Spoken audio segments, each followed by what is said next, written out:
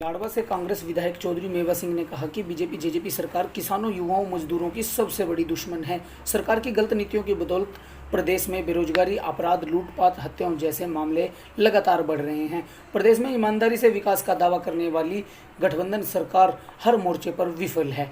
विधायक मेवा सिंह ने अपने आवास पर आयोजित प्रेस वार्ता में सरकार को घेरते हुए कहा कि 75% युवाओं को रोजगार देने का ऐलान दिखावा, छलावा, ढकोसला मात्र है।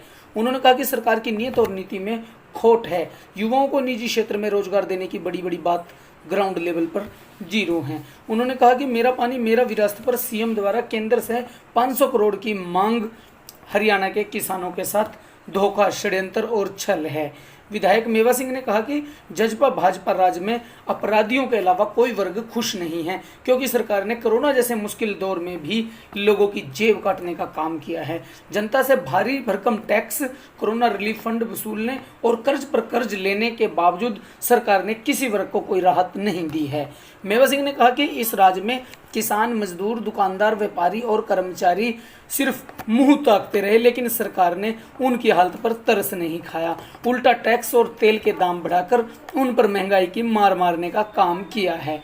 उन्होंने कहा कि अब सरकार ने 2021 तक कर्मचारियों का डीए भी खत्म कर दिया, लेकिन सच ये है कि जब तक ये सरकार रहेगी कर्मचारियों के भत्तों में ऐसे ही कटौती होती रहेगी। ये सरकार किसान और कर्मचारी की विरोधी है। कुरुक्षेत्र मीडिया के लिए कुरुक्षेत्र से राजेंद्र स्नेही की रिपोर्ट।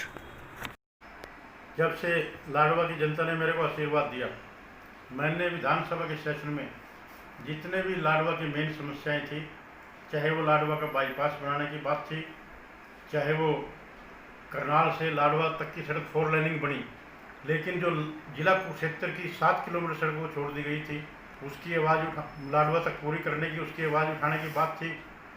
चाहे लाडवा क्षेत्र में भारतीय जनता पार्टी ने गर्ल गवर्नमेंट कॉलेज बनाने की बात की थी, वो उठाने की बात थी। चाहे पीपली में एक ट्रामा सेंटर बनाने की बात थी, वो सारी की सारी बातों को मैंने प्रमुखता से विधानसभा में उठाने का काम किया।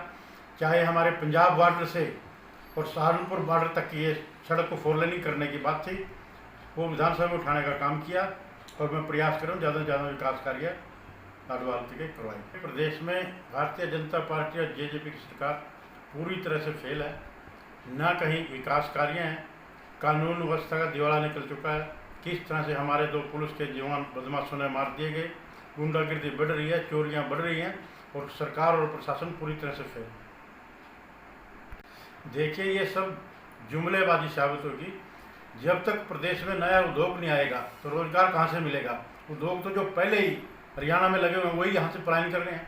मारुति ने अपना दूसरा प्लांट गुजरात में लगा दिया है और जो सरकार ने ठेकेदारी प्रथा पे यहाँ पर ठेकेदारी प्रथा शुरू की है और ठेकेदारों को, नौजवान बच्चों को, बेरोजगार नौजवान बच्चों को लूटने के लाइसेंस दे दिए हैं।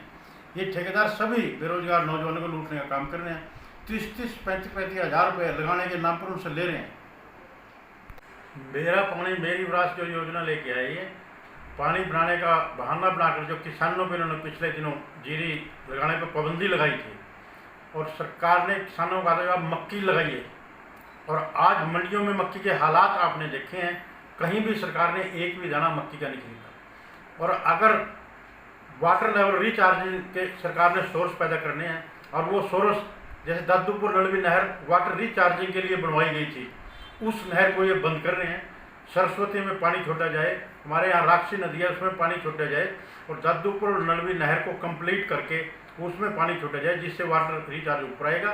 और 500 करोड़ मांगे चाहे 1000 करोड़ मांगे, लेकिन ये सबसे जरूरी काम हमारे कुरुक्षेत्र जिला और यमुनानगर जिले की जीवन रेखा है, वो दादूपुर नलवी नहर है, उसको इन्होंने पूरा करना चाहिए, ना कि